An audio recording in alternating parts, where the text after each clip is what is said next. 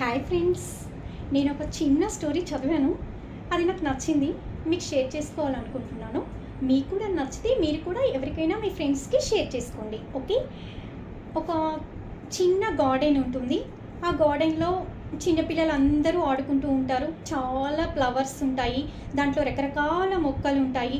ఏ మొక్క ఆ మొక్కకే, ఏ పువ్వు ఆ పువ్వుకే అందం అన్నట్టు వెరీ యూనిక్గా ఉంటుంది ఆ గార్డెన్. ఆ గార్డెన్ దగ్గరికి వచ్చిన వాళ్ళందరూ చాలా హ్యాపీగా ఫీల్ అవుతూ ఉంటారు. అయితే ఒక రోజు ఏమవుతుందంటే, అలానే ఎవ్రీడే ఆ గార్డెన్లో చిన్నపిల్లలు వస్తారు, పెద్దవాళ్ళు వస్తారు, తిరుగుతారు, వెళ్తారు, ఉంటారు, అన్నీ అవుతూ ఉంటాయి.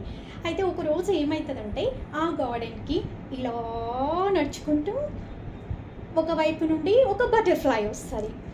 ఇలా నడుచుకుంటూ ఒకవైపు నుంచి గొంగళి పురుగు వస్తుంది.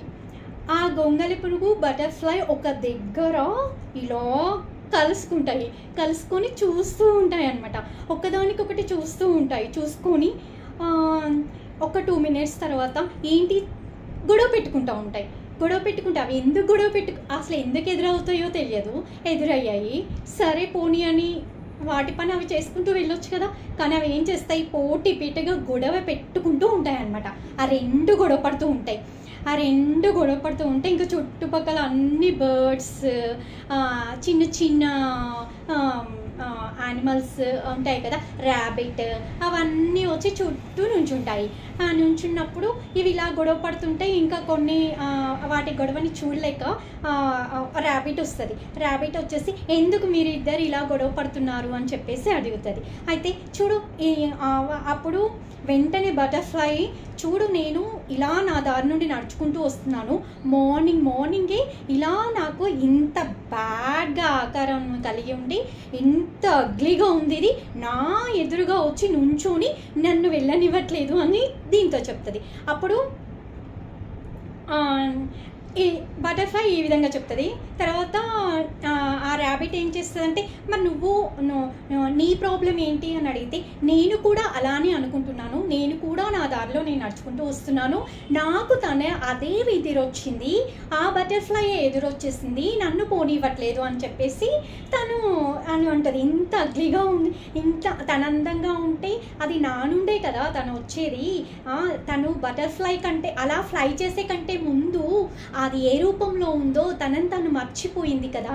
మర్చిపోయి తన గతాన్ని మర్చిపోయి, తన ఉనికిని మర్చిపోయి తను నన్ను అగ్లీ అని చెప్పేసి తిట్టడం ఎంతవరకు కరెక్ట్, మీరే చెప్పండి అని చెప్పేసి ర్యాబిట్కి చెప్తుంది. అప్పుడు ర్యాబిట్ అంటది, ఈ ప్రపంచంలో అందరూ యూనిక్, అందరు ప్రతి ఒక్కళ్ళు ఎవరికి వాళ్ళే యూనిక్గా ఉంటారు. మనుషులు ఎవరికైనా దేనికైనా ఈ నేచర్లో మనము రెస్పెక్ట్ ఇవ్వాలి.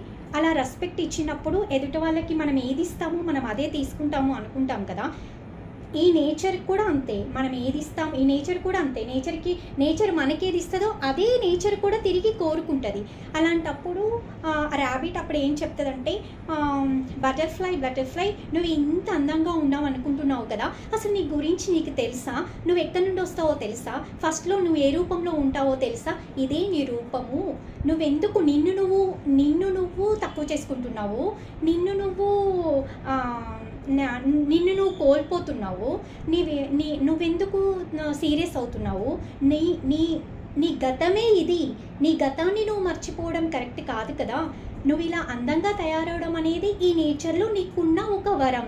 అది ఇదే నువ్వుగా ఉన్నప్పుడు ఎందుకు ప్రతి ఒక్క స్టేజ్ని, లైఫ్లో ప్రతి ఒక్క సమస్యని, ప్రతి ఒక్క స్టేజ్ని మంచిగా అన్నిటినీ, రియాలిటీని యాక్సెప్ట్ చేసుకుంటూ ముందుకు పోవాలి అని చెప్పేసి ర్యాబిట్ చెప్తుంది.